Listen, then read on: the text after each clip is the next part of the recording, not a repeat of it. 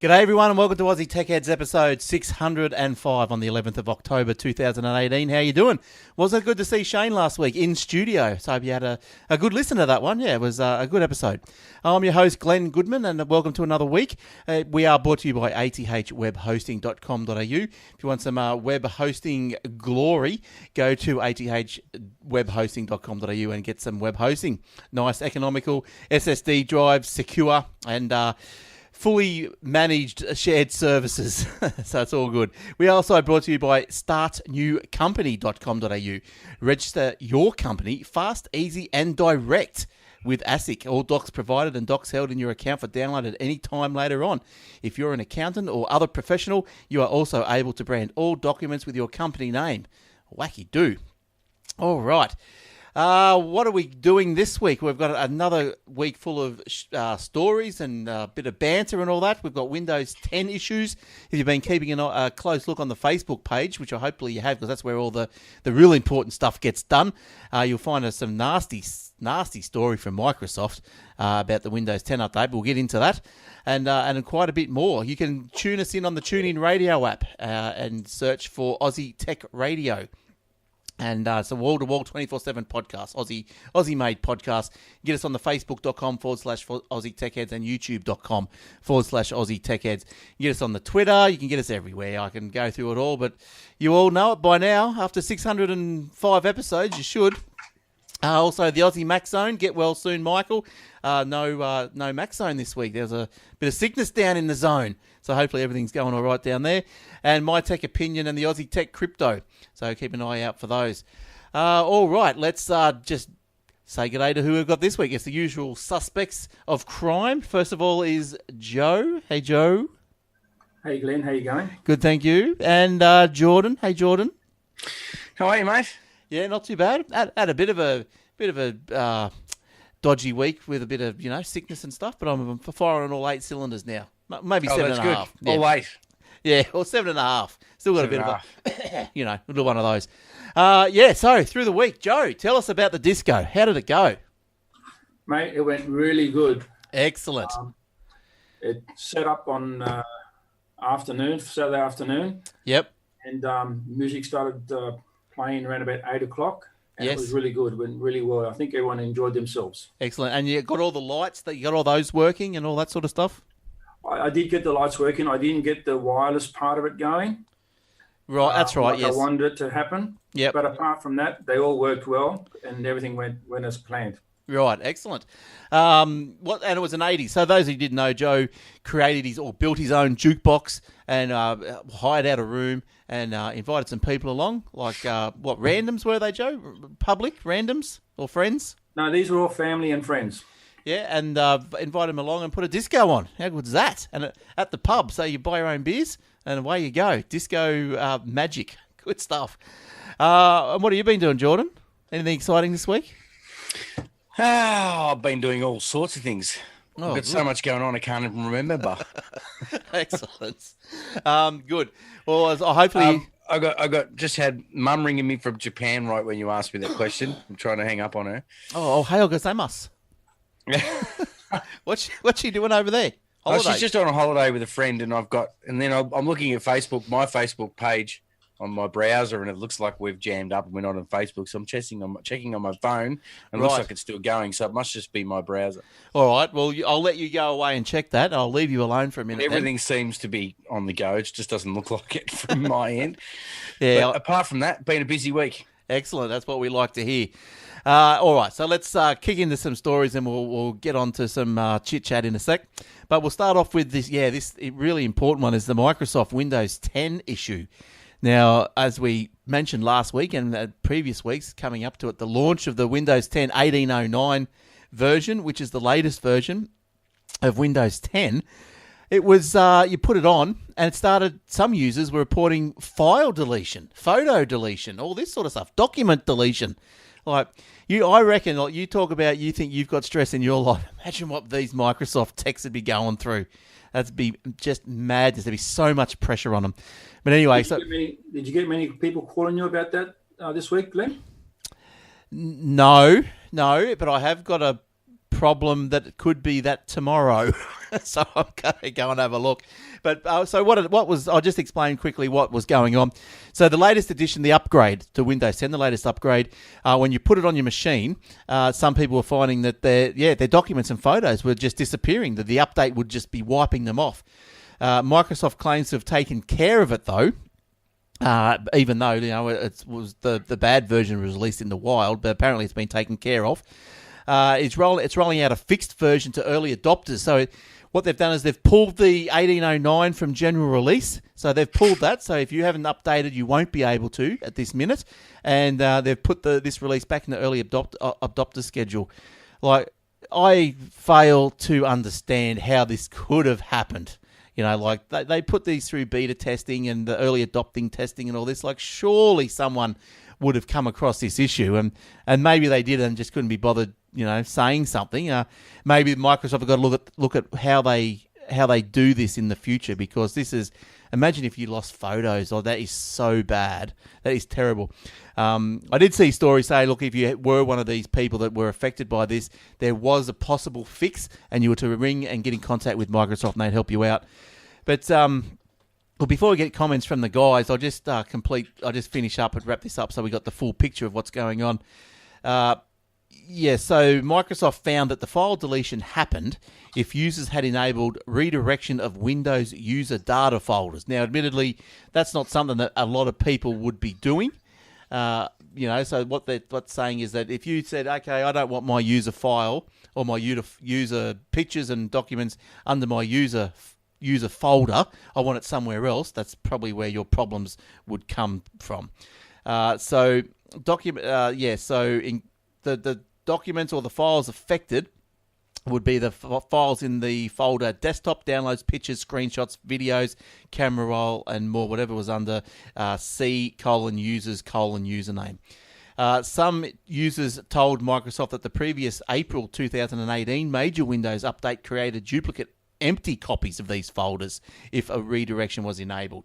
So they were trying to fix an earlier issue, and that's what's happened. Microsoft decided to remove these duplicate folders through code incorporated into the 1809 version, which was the upgrade recent. Unfortunately, some users, this is a guy from Microsoft said, unfortunately for some users, that change combined with other change to update the construction sequence resulted in the deletion of the original old folder locations and their content, leaving only the new active folder intact. Microsoft also identified another file deletion scenario involving redirection of known folders to OneDrive storage, where contents of the original default directory were erased if they weren't moved. They got problems. Furthermore, an early buggy version of the OneDrive client was autosave turned on, didn't move files in the user's document pictures folders from the old location to the new one. So, trouble abound. But it's a pretty bad error, a bad bug, extremely bad bug, and it's very, very bad. Very, very bad. What do you think of this one, Joe? It's make you turn to Mac, would it? No, that won't make me turn to Mac. No, maybe if you lost all your 1982 disco videos, you might. Even then, they won't make me turn to Mac. No, it probably wouldn't make me either. But so I don't know. Did you update to the latest version? Did you do it? Actually, I saw the update come up on my screen, and in light of what was going on, I didn't update it. I just put you're meant to restart your computer for the update, so I didn't restart it. I just put it to sleep. Right. So that way, when I wake up the next morning with a bit of hope, they would have had a fix, and that way it wouldn't update. Yeah, so by the sounds of it, it did only affect people that, stood on their head and put their left finger out, change the user folders, etc., but still bad. It wasn't a wide release. It wasn't a wide release? No, it was only done to a small minority. Oh, I got it. I did the update. Oh, did you? But yeah. I don't know whether I read the article. I only read it while I was cooking dinner tonight. I didn't even know anything about it. But from what I read, just sort of briefly going over it, it was it wasn't quite out there to everybody. It was only for a small minority.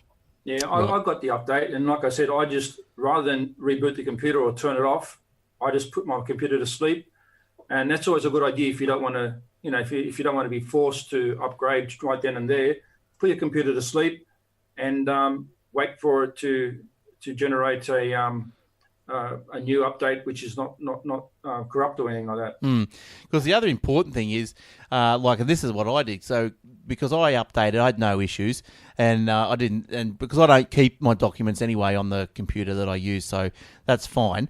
But being what I do, I went and downloaded and burnt to my discs, burnt to discs the updates from the Microsoft creation tool or whatever it is. But so if you've already done that, you've got to chuck them out. They're no good because they've got a bad version on it, so I don't use them. So I'll just chuck mine out tonight. What was the version 1809? 09. Yep. Yeah, so I'm still on 1803, so it isn't updated. No. So but I thought from what I read, it was only they got it. They said they caught it before they actually put it right out there. It would have been disastrous. Well, it's disastrous enough if you're one of those people that lost something. But apparently there was some sort of fix. I think like with any deletion, if you find that something's deleted or you accidentally delete something, you just pretty much stop everything straight away, and that's the best chance you've got of trying to get it back. Because the way that the deletion works in the file system is that it doesn't actually get scrubbed. If you go delete a file, it doesn't actually get scrubbed from the hard drive. Like, it doesn't actually get deleted. It just gets deleted out of the index, so the computer knows that, oh, okay, that part of the drive over there, I can write to that. So when it actually gets around to writing to it, it actually writes over, say, your file. So it doesn't actually go in and go remove and zero out those little sectors.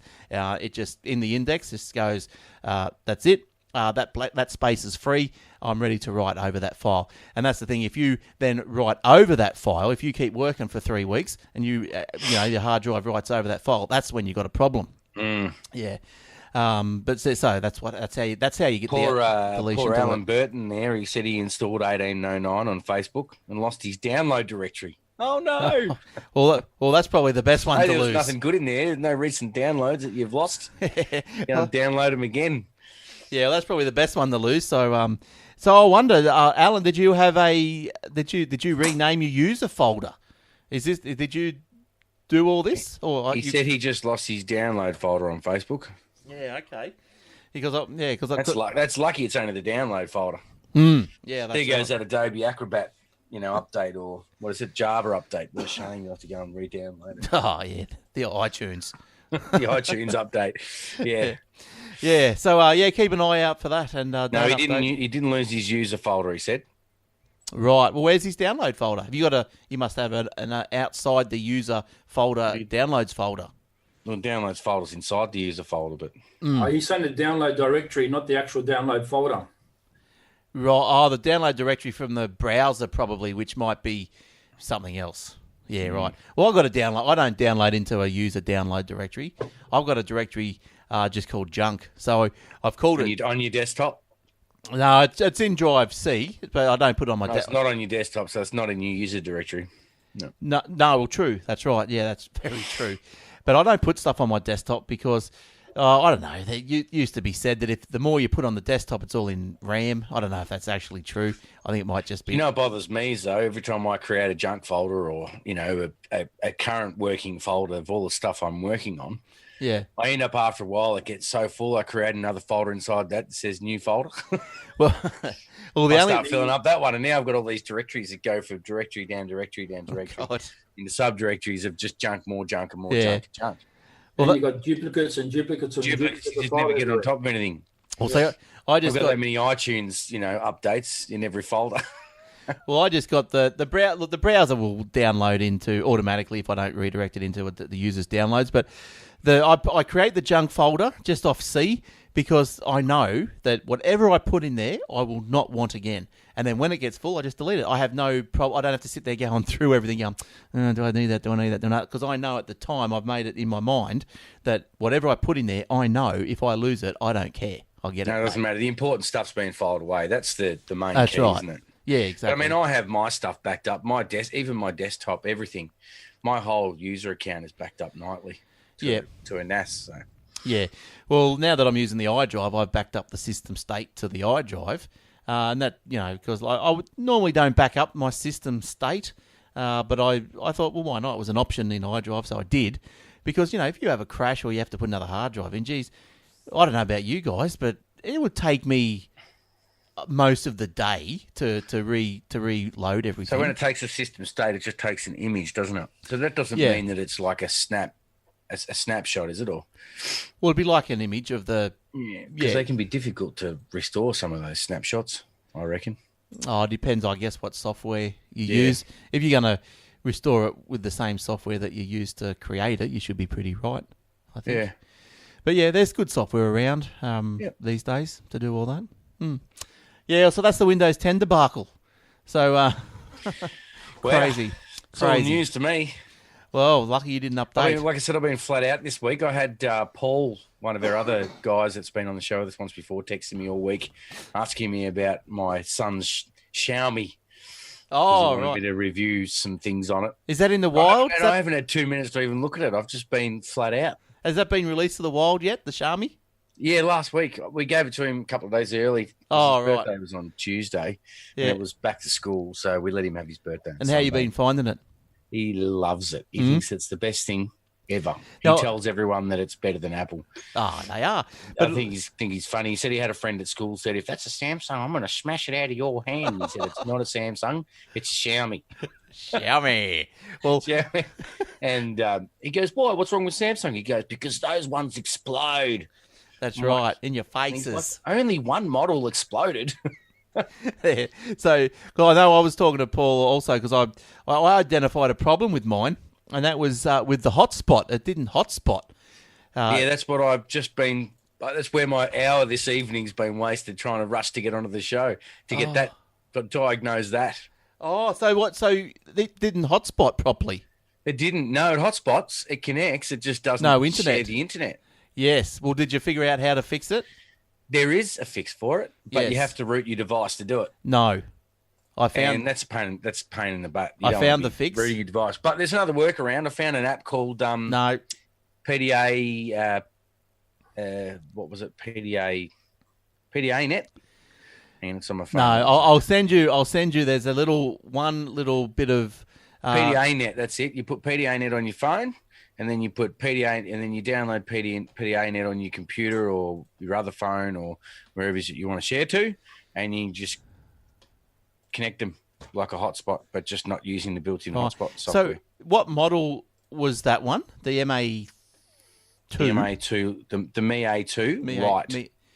Well, that's pretty disappointing that this problem's gone through both models. Yeah, and I looked up Belong, and they don't prevent it. Some people are saying that they've put a different service provider's SIM card in and it's worked, and it hasn't worked with others. No, look, I'm just trying to find my fix I did to mine. If I can't find it straight away, you had to root your device is what I found. I think DF tethering fix or something on the App Store. You could download the DF tethering fix app, which would fix it. But there was two options. There's one's to root it, and that'll get in and change the command line via command line, and you can fix it properly. Or if you don't want to root it, you can just use some other apps. And I think for about $8, the PDA Net one is when you buy it. Otherwise, you get interruptions while you're tethering. You can tether it for free, but then I think it'll probably turn off every so often, and you got to restart it. Look, I can't pay $8 and buy it. I can't find the link or the info that I sent to Paul. But anyway, what it was, there's an APN setting in the mobile settings, in the mobile network settings. It's called an APN setting. If you Google APN Xiaomi fix for hotspot, you'll probably find it. And all you got to do is just punch in a couple of words into this APN setting, and bingo, all works fine now. APN? Yes, a apple pear nougat. You'll be right. But, I was going to say, isn't that something that at one stage you had to have the service provider activate on their end for you to be able to... No, they pretty much all do it now. Yeah, well, that's right. That's right, Joe, because I rang Audi, because I'm with the Audi, and I rang him, and they said, we're not blocking it. It's your phone. And I went, okay then. And then I just kept looking, and it was an APN, and that's what it was. That was the problem. So that's the fix, though. You don't have to root it or anything. So I'll hook you up, Jordan, with the good stuff. Okay. So you can figure that one out. Yeah, well, I like I said, I had about half an hour rushing to get to here to the podcast and didn't get a chance. So I'm sorry, Paul, if you're listening, that I didn't get a chance to get that going. But I did get. Hang on, I've got what? I've got an ad, when you get an ad going in your browser somewhere, and all I can hear is something else. Yeah. All right. Well, let's. Joe, what have you got cooking this week? I found something interesting today. I didn't know about. Maybe some of our listeners don't know about this too. But did you know that there's such a thing called gold, silver, and bronze mobile numbers? They sound expensive. Tell us, what are gold, silver, and bronze? Well, apparently these are phone numbers that you can request from your service provider, and they come at a premium price. You're not getting them for free. Apparently, some of these numbers include numbers like 0400 123456 or 0422 222 222 or 0413 131313. These numbers are what is known as gold or golden type numbers. They also have silver and bronze numbers as well. So some people might ask, well, then why would you want some of these numbers? Well, apparently it's easy for people to remember them. It's good for radio ads and for jingles when you have jingles on advertising online. Yeah, it's a bit like, and for people who they're for business, and for people who want to use it for personal use, it's a bit like owning a personalised number plate. It's just the gimmick of it all. Yeah, so I just looked at the prices here. Telstra repeat of same number, so this will cost you $400. The repeat of the same number, so 0412 999 $400. Numbers in a sequence, 0412 234 567 $400. Two identical numbers, 0412 340 340 $400. And double triplets, 0412 555 777. Well, and then it goes down silver and bronze, but you can pay for anything if you want to, can't you? That's right. I mean, I don't know if I would be paying an extra $400 for a number, but then again, someone might find value in that. I mean, Optus does it as well. They charge you a once-off fee of $132 for a golden number. Vodafone apparently has two type of premium numbers. They have the gold and the silver, and the gold numbers are $275, and the silver numbers are $55. Vodafone charges a once-off fee of $19.95 to change your number to these new premium numbers. And even for those who have Amazing, they also have a gold number. For those who don't know, Amazing is run on the Optus network. And Amazing will charge you a $30 fee plus a once-off number fee change of $20. Right. So I wonder if you can port those. Like, why wouldn't you? If you wanted a gold number, you go to the cheapest one, Vodafone or whatever, get it, and then go, nah, I want to go to Telstra, and then just port it across. Look, I don't know. That sounds like a good idea, but I don't know whether there'll be in a contract saying that you can't port the number over if you've got a premium number. You'd have to actually check with them. No, I don't know how gold or premium it would be after it's been used. Anyway, I mean, well, it wouldn't lose its value because it's be the triple, the triples or the doubles or whatever. So you could probably resell it. Even. Yeah, I mean, I picked up a new Belong number for my son, and within a day, I got a text messages from random people.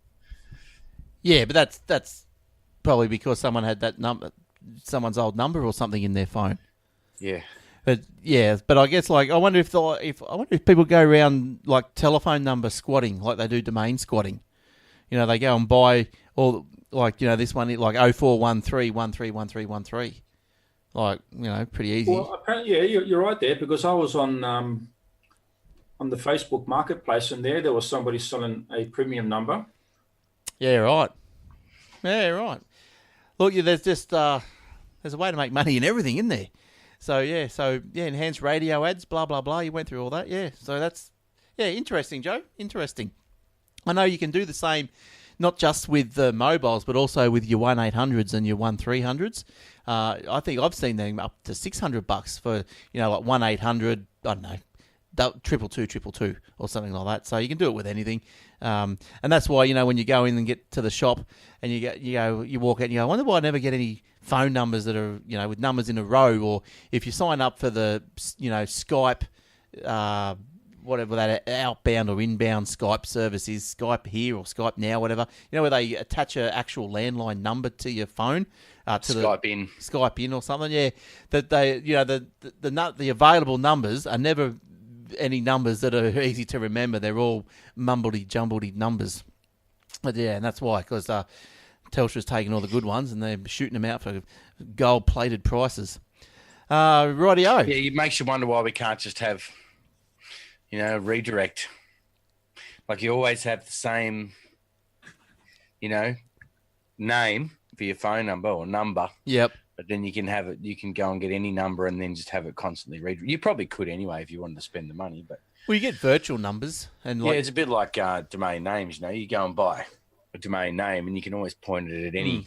Yeah, that's right. Well, server you like along the way. You get those virtual 1-800 numbers, and you can. But the problem is with those, like if you got a virtual 1-800 number and you point it to your mobile, well, you've got to pay for that. For the transfer between the 1-800 and the mobile, so you're paying 20 cents a minute. So you don't want to be doing that. All right, what do you got cooking, Jordan?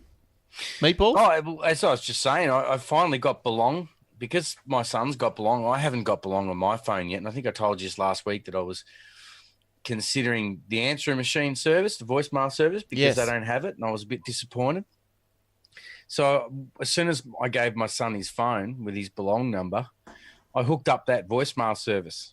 Oh, right. As a test run on his. Works a treat. Yeah, right. So you install the app on your phone, and then you can put in some numbers to test it with your service first before you buy the app or you buy a subscription. But then once you've got it all tested and it's all working, you install the app, so all your voicemails go directly to the app. And it's about $5. Save them for as long as you want. $5 a month or something. So I think it was six. I think from memory, top of my head, $6.49 or $59 or something like that for a month. But it was only $9.99 for 3 months or $45 for 12 months. Oh, right. So what's that?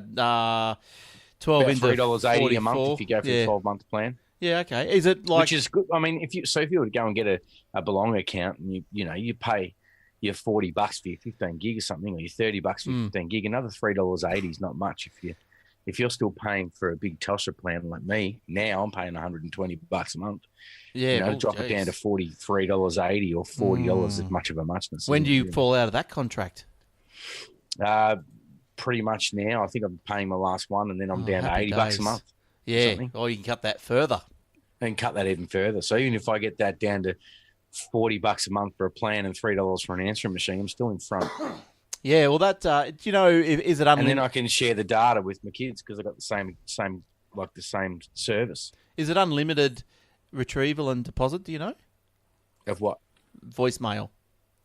Yeah, well, it comes straight to the app on your phone. Right. So you've got it on your phone. It's automatic. Yeah, that's all part of it. Oh, I see. So there's no intermediary. It's just you don't have to ring 101 or whatever it is and ring up and press so and so to check this message and delete this one. It's all comes just into the app. Right. And that. So you have all your instead of like I don't know if you've noticed if you've got Telstra or not, but lately Telstra have been sending out all my voicemail messages to as text messages. Not as text messages, but they've been sending an MP3 attachment with the text message. Oh, okay. Good on that. So I'm not going into my voicemail account and deleting them now because they're all coming to Yeah, phone. right. But that kind of scenario, so you've got all of them on your phone right there, and you can delete them, reorganize them, categorize them, keep them. What's the name of that? Can you remember? Name of that service? World voicemail or something? A World voicemail. Yeah, it's by Norwood Systems. If you just type into the Play Store, Norwood Systems, it's on the Play Store and the Apple Store, I believe, as well. Yeah, okay. I was gonna interested to see if it was on the Apple. There it is. Norwood Systems. There you go. It's called World Voicemail, I think. Yeah, World Voicemail. So there you go. NorwoodSystems.com. Yeah, and it just puts an app. So you install the app on your phone, and all your messages come straight to your phone. Yeah, which is really great because you can go back and listen to them, or fast forward them, and reverse them, or delete them, or keep them. Well, I'll tell you where messages won't be going for too much longer, and that is to the Google Plus, because Google have killed it off. Remember they got old Google Plus? It sort of started off, and Google wanted everyone using it, and it's dead. The Google, so apparently it died because there was a data leak Google from Plus. it. Yeah. It was like a Facebook competitor. Oh, yeah, Google Plus. And the Hangouts, wasn't Hangouts part of that? Or Yeah, but I think Hangouts is still existing. Okay. But the Facebooky type style sort of posting business of Google Plus, like I had one, I haven't even bothered with it for ages. Like, as far as it died 20 years ago. So yeah, Google. There's a data leak was found as part of a project Strobe, which is a root and branch review of what data developers could access from Google accounts and Android devices. So look, I'll make that little picture there a bit bigger for you. The people on the YouTube. Oh, thank you for zooming that in. I You couldn't like that? see it. Yeah. The bug meant that apps. I could. The bug meant that apps also had access to profile fields that were shared with the user but not marked as public. Google has now decided that the incident shows Google Plus APIs and assorted controls are too challenging to develop and maintain, so it will close the Google Plus over a 10-month period. So it mustn't be too bad. Let's just gradually cut it down. But it's not doing it, solely for the concern out of privacy, obviously. They admitted that the network is not a success. The consumer version of Google Plus currently has low usage and engagement.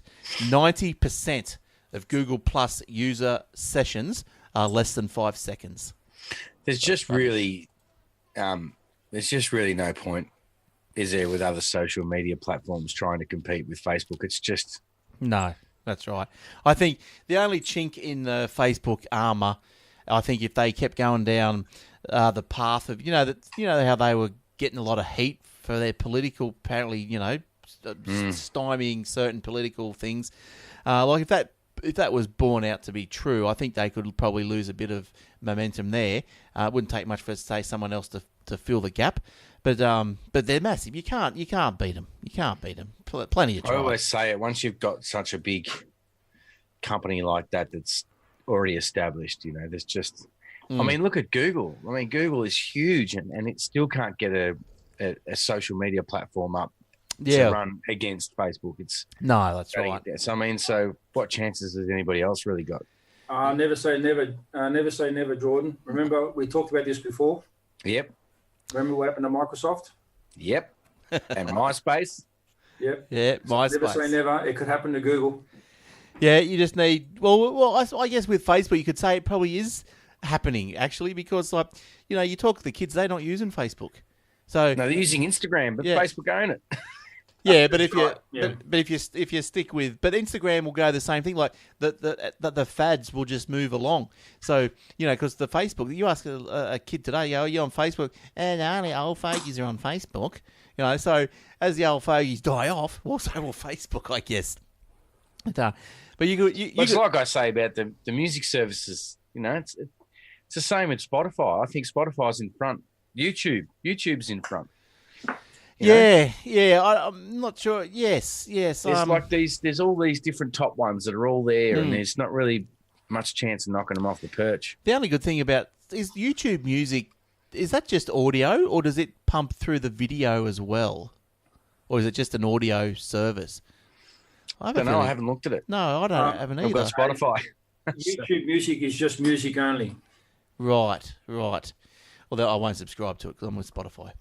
If it was videos, I might have. Be good to see the videos with your songs. When you subscribe to YouTube Premium, you get both. Right. Spotify doesn't have videos. That's right. So Spotify doesn't have the equivalent of what YouTube has, which is the video clips. But Spotify probably wouldn't even bother because they know that they're not on the top of the perch for that. Well, I was listening to Spotify the other day, and the video came up down near the album cover. I thought, because it caught me out the side of my eye. I went, what's going on down there? But then the next song it wasn't, so it's obviously not a done thing. But can you watch Spotify on the Google Home Hub, Joe? You can. YouTube? When I say you can tell the Google Home to play Spotify songs over the Google Hub. Yeah. Nice. And you got some news on the Google Hub too.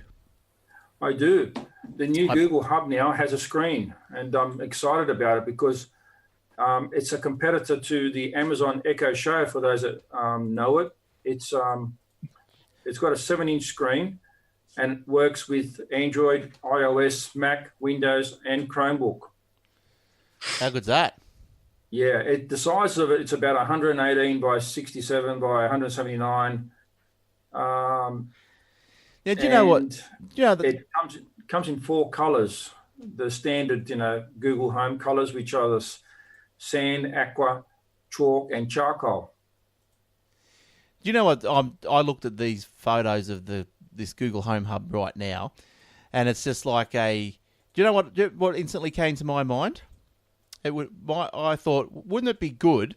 Where's the picture? We'll get back to that first picture. Wouldn't it be good? Like, why wouldn't it be made? And you might even tell me it is like this, but why would it be made that thing that is actually a tablet that can be removed from the speaker? So if you wanted to use it as a tablet, you just pick it up and go. That would be cool. But I think it's attached to the speaker. Yeah, good point. I don't know. They probably could at some point. Just make a slot that you can slot it in. Yeah, that's right. You can be able to walk away with it. But that means that while you got that in your hand and somebody else wants to use the Google Home, that means nobody else can use it. So if you walk away with it and you're looking at news or whatever else, and then somebody else wants to come along and say you want to go into the kitchen and you want to do a recipe, because this thing here will actually show a recipe on the Google Home, the hub, then you won't be able to do that. Yeah, well, true. I get that, but it looks pretty good, doesn't it? It does. This Google Home here is a lot smaller than the Amazon Echo. It has Wi-Fi and Bluetooth built into it, of course. It has the Google Assistant, and it's a fair bit cheaper as well. How much? This particular one goes for $150. Is that US or Aussie? Yeah, I'd say that's US, but it also comes with a 6 months premium subscription when you buy it. So you get the YouTube access, which shows you all the the video clips as you're watching the songs being played. Right. Yeah, you get all the album art come up on the screen like as if you would. There we go. It's Harvey Norman. Probably get better than that. $219 pre-order. But there you go. Does the Google Home do the new thing that the Google Pixel 3 or whatever is doing? What's it called? What's it called? Maybe I can get the name. Where is it? Does something. Where she calls up and rings up for you? Not here in Australia, but in America, yes. That's something feature that they're actually adding on. They can talk to business. They can say, ring in so-and-so business. Let's say, I'll ring Pizza Hut in so-and-so place. And it'll do that. And it has Pizza Hut on the other end, for example, already set up to be able to take your order.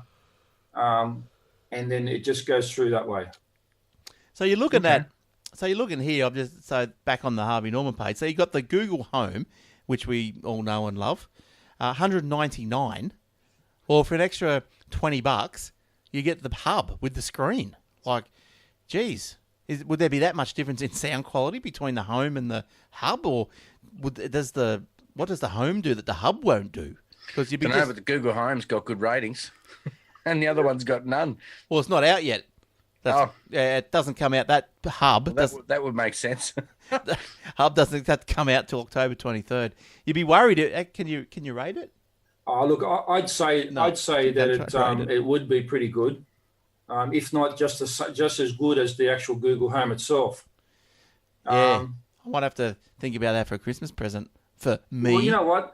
The thing I like about this particular Google Home Hub is that it doesn't have a built-in camera, so therefore you don't have to worry about someone, spying in on you as you're, like turning on your camera and spying on you.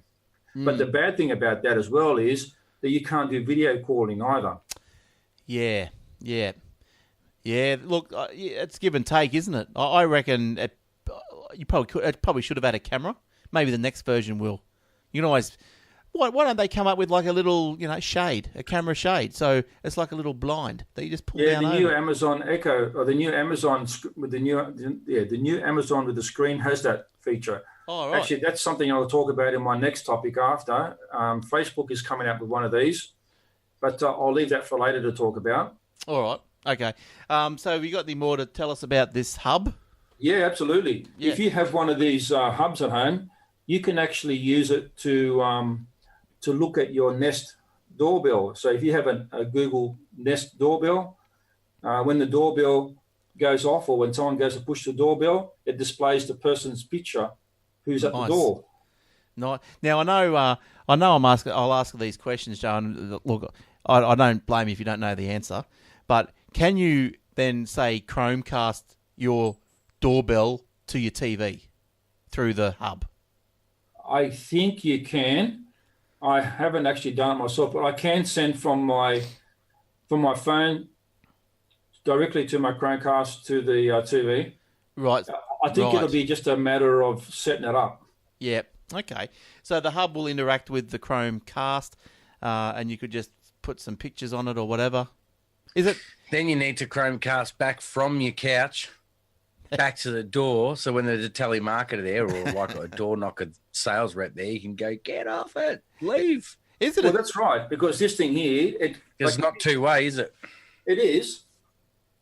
I'd say it would be because if you have the Google Nest, which is like a wireless doorbell with a camera built into it, when someone approaches the door, it's got like a motion detector that allows it to indicate to you that someone's approaching the door, and that will then go ahead and display on the Google Home Hub.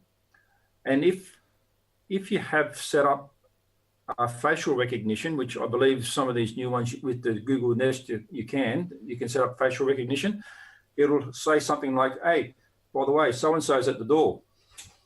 Yeah. So that's is it a touchscreen? Yes, it is. Nice. Oh. And as you showed on the picture there before, you can use it as a clock. You can use it for smoke alarms. You can connect smoke alarms to it. You can control all your smart appliances via this particular screen. It's just like using the Home app on your actual phone, but rather than using it on your phone, you use it there. And at the same time, you can actually command it via voice. Yeah, right. That's pretty cool. That's good. I was thinking the other day how great it would be to have a business that you could hire someone that would take all your phone calls, like a secretary or something, that could decipher if it was a spam call and then go, we don't want to talk to you, so we're not putting you through to Jordan because he's too busy to deal with you selling him solar-powered systems for his roof. I thought that'd be a great business. And then and today when I was reading the Google News about what I was saying before about how the assistant can ring up and make restaurant kind of bookings and stuff like that, there's a new feature in the Pixel 3, because it has this, that it can actually take the phone calls on your phone and screen them, talk to the person at the other side, work out if it's a spam call and decide whether it wants to allow you to take your call. Right. And before it even, rings the actual device. Yeah. I was going to read the article to you, but you're kind of while you're on the Google topic, but that's pretty much a summary of what it was. It was they're putting those features through to the older Google Pixel 1s and Pixel 2s. Nice. We're all getting those features as well with the new assistant features. Well, you can actually do something similar to what you're talking about there, Jordan. They have what they call virtual assistant. So therefore, a virtual assistant can be anywhere. It can be here in Australia or it can be overseas. And you can redirect all your calls to that virtual assistant who will then answer your calls for you. I'm not sure whether it's a monthly fee or a weekly fee or I'm not sure. But Google, the Google Assistant, I was looking for the name of it before, the new one or the new part of this Google Assistant that's come out in the Pixel 3. Yeah, I think I know which one you're talking about. I've heard that too. I was looking for it. It was like, I should have kept looking. So do you reckon that'll get pushed to the Xiaomi? Yeah. It gets better and better, doesn't it? Xiaomi. No, it was. Well, if I could find the right headline, maybe I don't have it here. Well, you can have a look for that. Oh, here it is. Here it is. I had it. Here it is. Then we've got the night sight, duplex, call screen. You know those annoying additional phone calls you get from time to time? Well, your Pixel phone will soon be able to take those calls for you and let you know if that random number is from someone important or just another spam call. Mm. The duplex call screen is driven by Google Assistant, which will be able to answer an incoming call, check if it's worth your time, and then let you know if you should answer or even hang up if it recognises the telemarketers or similar time wasters. But do you want to know the bad news? It's not available in Australia. No, they're saying yet. it's not here yet. It's just on the Google Pixel 3, but they're saying that it's coming to the Pixel 1, Pixel 2, but they don't know. It depends on your area and how long it'll take before we get those features.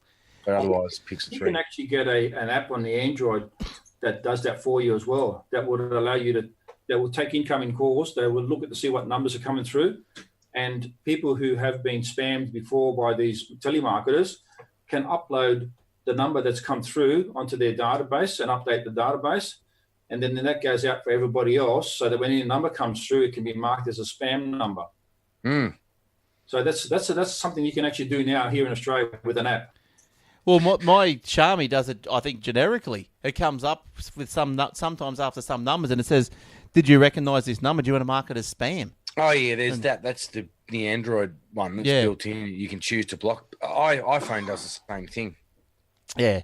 But it's funny, I was reading that article and they said at the bottom of it, it said something about how, you know, how the assistant can ring up and make your reservations and stuff like that, that they've now had to put a disclaimer. They've been forced to put something in this virtual assistant thing that says, I am not a real person. I am just a virtual assistant. Oh, my God. Please be aware when you're talking to me that I'm not the real thing, because people are being so convinced that these assistants are almost real. The AI is so good. And how does it's that believable, you know? How does that upset you? If you go, don't, I was talking to a machine, or do people just go, oh, talking to a machine, I'm going to kill myself? Anyway. Yeah, it says here, the AI voice apparently sounds and responds believably enough that Google was forced to include a disclaimer so people will know that they are speaking to Google Assistant and not a human. Okay, I guess it's all right. Now, So Google's getting pretty good with their assistant and their homes and stuff like that, Google Home and all that. They're really kind of leading the way, aren't they? Weak passwords are going to be banned in California from 2020. You've heard it here first. But it's not as generic and as stupid as it sounds. Default passwords such as admin and password will be illegal for electronic firms to use in California from 2020. The state has passed a law that sets high security standards for net-connected devices made or sold in the region. How's that? Made or sold. So, so that means pretty much that everyone's going to have to do it. It's a good way of making the whole world jump, isn't it? Just ban California from selling your device, and you're going to change your ways. It demands that each gadget be given a unique password when it is made, and that's the guts of that story. So there you go. So Silicon Valley, that's in California. Well, is that your password, Glenn? Oh, don't. Yes. Yeah, so passwords like, your router, who hasn't been to someone's place or some restaurant or some hotel and typed in admin, into the router. Let's see if they can access the router and have a bit of fun with, And you think they'd be more smart about that now, wouldn't you? Yeah, I think the law that's coming out is also to try and arrest all these devices that have come out with hard-coded passwords like admin. You can't change them, and that's a lot of. But you can't access if you're outside, if you're on the other side of that firewall, you can't get into the router anyway to even put the password in. But if you can get inside the network. But like this, you've got to have the Wi-Fi password to be on the network before you can access it. And the biggest mistake is when people in restaurants and things like that do that. They go, "Oh, here's our guest Wi-Fi," and then you log on to it, and then you can get in and change their password on their modem, and like, "Oh, now my Wi-Fi's not working." But I think but I'm talking more about like those devices like the baby cameras and stuff. There's no password option. The password is just hard coded into the code and the chips and everything. And then if the hacker can get into the network, then they can get into the camera, and they know the password because it's hard coded. You've got to get into the network first, though. Well, that is true. That's the trick. That's the challenge.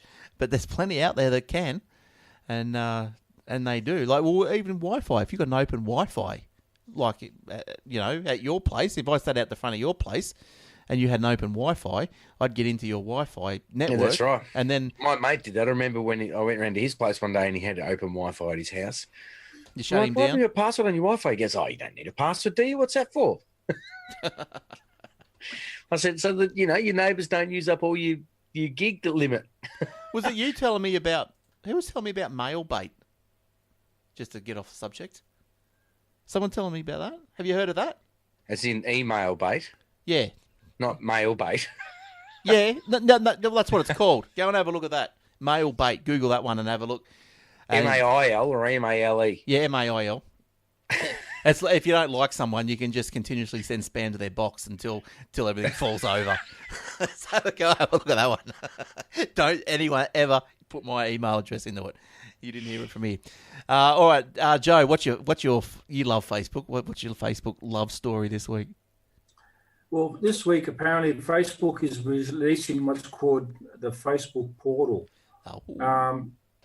Facebook portal is a video communication device, pretty much like the Google Home Hub. Apparently, they've got two different devices at the moment. One's the Facebook portal, and the other one's called the Facebook Portal Plus. Nice. They each have different size screens and are designed slightly differently, but they both offer the focus on video chatting and meant to make it feel like as if you're in the same room with the person on the other end of the call. Oh, yeah, sure. Yeah, so here's another one with a smart assistant coming through. We heard that Facebook was going to do it, but now they've come through and done it with this particular device called the Portal. Is that? So the Portal is pretty much in the same style as the Amazon Echo Show.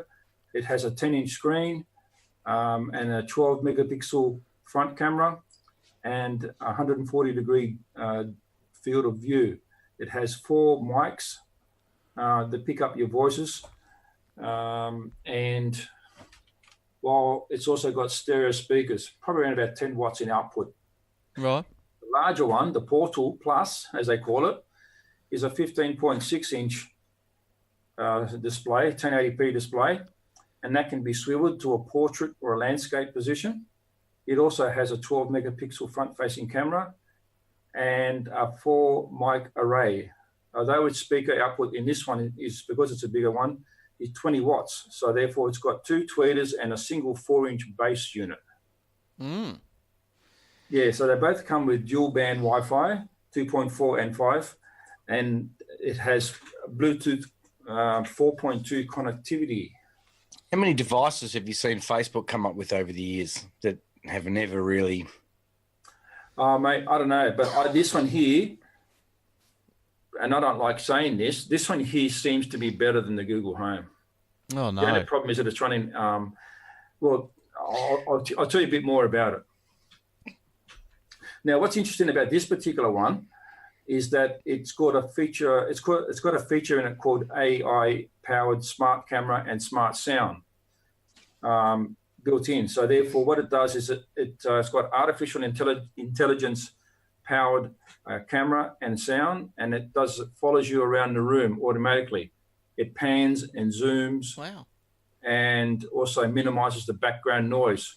So it's enhancing the voice of whoever is calling you. Yeah, nice. Yeah, Facebook said it's like having your own cinematographic and sound crew following you around and directing your personal calls. Google would be spewing they didn't put a camera in now. Well, yeah, look, I sort of get it. There's a lot of issues with privacy and people worried about how they can turn on the camera whenever they want and so forth. Read your text messages. Yeah, well, yeah, this is something that Facebook is really focused on, because it says that has support for Alexa and voice commands out of the box, like you would like a normal Alexa device. You can start a video call by saying, "Hey, Portal." Right. Really? Hey, Portal? Hey, Rather Portal. than saying, "Hey, Google" or Alexa, you can actually say, "Hey, Portal," and then say the name of who you like to call. And because the Portal has a built-in Amazon Alexa in it, it'll start to call that person that you've asked. It also has the ability to check weather, control smart home devices, order groceries, and all the things that you can do with a normal Alexa. I'd like to see one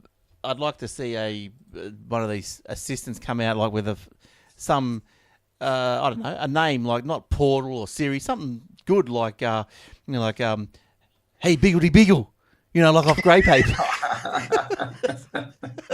Hey Biggity Biggle. Yeah, something like Grey Paper or something, Hey Grey Paper. Grape. Grey Pape. So now look, Facebook actually comes with a promise. That promise comes with these devices. You'd have a funny day, wouldn't you, listening to everybody talk to their assistants with the weird names? Could you imagine? Could you imagine? Like you were able to change the name, like do your own custom name, and like you go down the street and how many weird ringtones you get. Imagine you get people talking to be going, Hey, grape. Yeah. Hey, Dark, what's up, Dark? And all this sort of stuff. But anyway, the Facebook promise. Celebrity names they'd be. Yeah, Facebook promise is that it won't listen to, view, or keep the contents of your Portal video calls, and that video calls are encrypted. The smart camera and smart sound AI technology runs locally on Portal, not on the Facebook server. Did you say they promised it? That's right. Well, that's what they say there. They say they promised it. Oh, you got to believe him then. Well, that's right. They promised it. Right. Promise is a promise. Exactly. I was taught when I was growing up that you don't promise anything unless you mean it. No, when you buy them, you got to shake little pinkies. Little pinky finger shake and everything. Yeah, that's right. And then the promise is if it's a promise, stone. you're fine. You can buy one if they promise it. It's all right. That's right, and it'll cost you US $199 for the Portal, and the Portal Plus will cost $349 in the US. Apparently, you can save $100 if you buy 2 devices. And the Facebook phone and the Facebook VR and the Facebook, all those other devices they've made over the years are all cheap. They throw them in for free. Right. Well, there's supposed to be a Facebook Watch coming out too soon, Jordan. Yeah, that's what I mean. They keep releasing all these devices, but they seem to only have the social network. Yeah, there's the Facebook Portal page. The Portal page. I must admit, though, when you look at this thing, you're thinking, like, wow, this seems to be streets ahead of the actual Google Home, doesn't it? But there you go. That's the Portal page, Joe.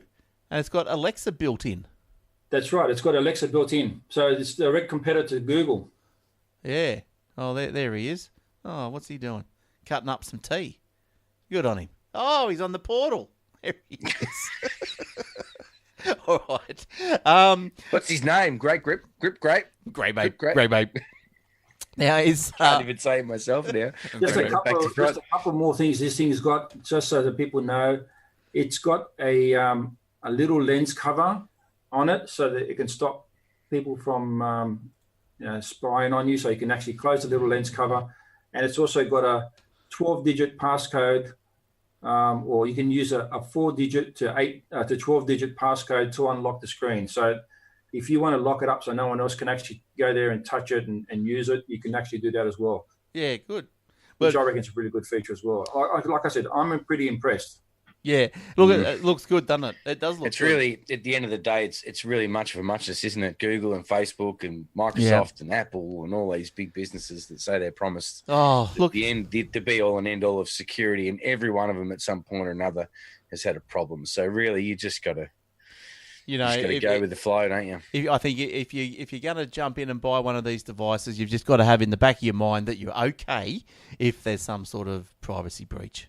You know, and going back down to you don't put stuff on there that you don't want your mother to see or whatever. That's right. So, you know, that's how you do it. Exactly. You just don't put on there what you don't want people to know. Yeah. All right, well, let's finish up. Has anyone else got anything else? Well, that's about it. Jeez, we whizzed through that, didn't we? Well, there was a thing that you might like. I thought you might help me out with this article, Glenn, because it says, watch the Kangaroos and the Kiwis in Fortnite battle. Oh, right. Is that like the rugby league or something? Yeah. Oh, okay. So the best esports players from the Kangaroos and the Kiwis are set to face off in a Fortnite battle today in Auckland. Oh, right. So they're playing teams. I get what's going on. Yeah, right. In what is the first of rugby league. What is the first for rugby league, I should say. The likes of, is it Daly Cherry Evans? Oh, him, turncoat. Yeah, boo, boo, boo. I thought this article would be better for you. I have no idea what I'm even talking about. Is it Trobojevic? Travojevic, yeah. Damien Cook, yeah, and Dan Gaggy or something. Gay guy. Hey? Gay guy. That's it. So you know I'm all off by heart. You should be reading this article. They'll face off in a rotating 2 versus 2 game amongst a game mode against Kenny Bromwich. Yeah. Peter Huku. Oh, you don't have fun like this in the AFL, do you? No, you don't. No. So next week, the Kangaroos and Tonga will square off in their very own Fortnite battle ahead of their test at Mount Smart Stadium. Good. How can you watch it? Is it on YouTube, I suppose? Do you want me to just... I'll just paste you this link in Facebook, eh? That's the easiest, and then you can kind of get the gist of it. Where are we? Where's Facebook? Hey?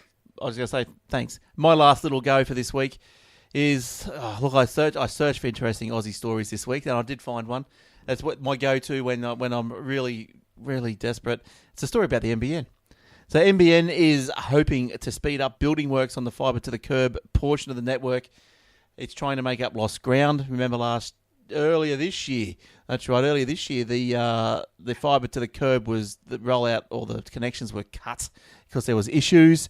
I was in that cut. I got the letter saying the NBN was coming, whoopee-doo, and then crickets, and then nothing. So now I'm slated for January to March next year. It's getting close. So the NBN is under pressure to deliver as it's missed the financial year ready for service target. Based on the most recent corporate plan, NBN hopes to make 500,000 fibre to the curb premises ready for service this year for a total of 700,000. So they're getting there. You'd be in trouble if you wanted to sell your house, wouldn't you? Yeah, NBN still expects to have 1.4 million FTTC premises ready for service by the end of 2020. That's still a long way away, isn't it? Really? Well, I've had real estate friends of mine who have said that one of the first questions people ask when they're buying a house is, does it have NBN? I wasn't buying this house if it didn't have cable.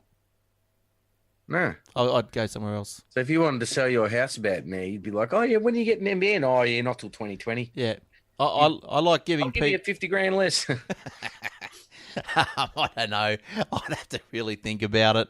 But that was one of the first questions. I knew the place would have cable anyway, because it's the cable's in all the old areas of the Gold Coast, and I just knew that it was going to be here, so I wasn't too worried. All right, cool. Anything else, boys? I posted that story to you on, so you can post it, the link or whatever. All right, cool. I'll put it in the show notes. So speaking of, you can get most stories that we talked about tonight in the show notes, aussietechheads.com.au/show notes. Oh, no, it's not. It's /podcast. And then link to I'll do that one again. aussietechheads.com.au/podcast. And then link off to the show notes. What else is there? That's it. You want to email us, Jordan, Joe, or Glenn at aussietechheads.com.au. You can get Joe at his webpage, joethegadgetman.com, I think. Is that right, Joe? Yep, that's right. joethegadgetsman.com. Oh, it has got an S on it. Oh, so yes. I've got to get used to that. The webpage is the yes. Okay, joethegadgetsman.com. How you going with your YouTube subscriptions? It hasn't got so much at the moment. Can everyone just go to Joe's YouTube channel and subscribe to his YouTube, please? And that'd be really good. You might... the 100 scriber, I can't even say that, 100 subscriber wins a prize, don't they, Glenn? Yeah, I'll give him a clap on the show. So go and do that, and yeah, you get a date with Glenn. Oh yeah, if you pay a beer with Glenn for 100 subscriber, but you got to fly to Queensland to do it. That's right, and I'll make sure I bring good conversation. So, and I'll wear my best shoes. Okay, and you'll buy the beer. Wouldn't go that far. Oh, you'd go that far? Okay. Jeez, come on, turn it up. All right, cool. I think that's it. Are we all done? Yep. Cool. Well, thanks, everyone. Thanks for listening. Thanks for watching if you're on the YouTube.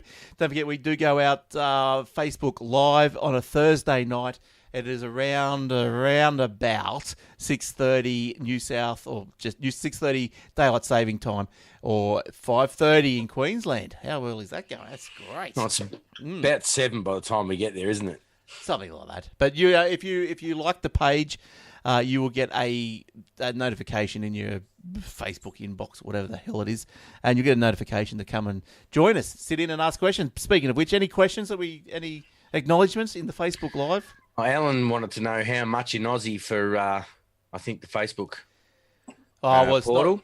It's not slated for us out here yet, as far as this I can see. So I guess the best you can do is, what is it, $1.99 is probably about 300, and $3.99 is probably about 450. Oh no, 550, something like that. It's pretty expensive. And Ray said he wishes that there was a generic spam identifier for iOS. I think there is a block feature in iOS. I'm pretty sure there is. When you find the number, you just you click on the more information button or something. I don't have an iPhone, but I remember doing it on someone's, and then you can go down and mark it as spam or block it and report it. Right. Yeah, report them all. Just if you, I know. Sometimes they're crazy. You get I get a few calls, probably one a day. Otherwise, the best thing I would recommend is what's it called? The do not call register. You just type it into Google. I can't remember the address. Do not call register. It's a government site, and you put your number in and your email in, and they block it. I've done it for my home phone and my mobile, and the moment I did it, within a couple of weeks, I reckon my spam calls almost nearly to nothing. No jurisdiction over Nigeria, though. That's the only bad thing. No, it's only Australian. Yeah. Yeah. But anyway, it's better than nothing. But it's better than nothing. You get a few odd ones here and there. When they ring you up, there's a bit of a delay, so you just hang up on them before they speak to you. Better than the Australian ones, at least it cans those out. So better than a poke in the eye with a burnt stick. So, that's right. So get on Do Not Call Register. Good stuff. That should be their tagline. All right, we better get out of here. Thanks, everyone. Thanks, Joe. Good to see you again. Thanks for all your Google Home, Google Pod, and all that sort of stuff. No worries. See you, man. Excellent. Thanks, Jordan. Thanks for coming in. And we'll all see you next week for yet another episode as we get closer to Christmas of Aussie Tech Heads. Bye for now. Bye-bye. See ya.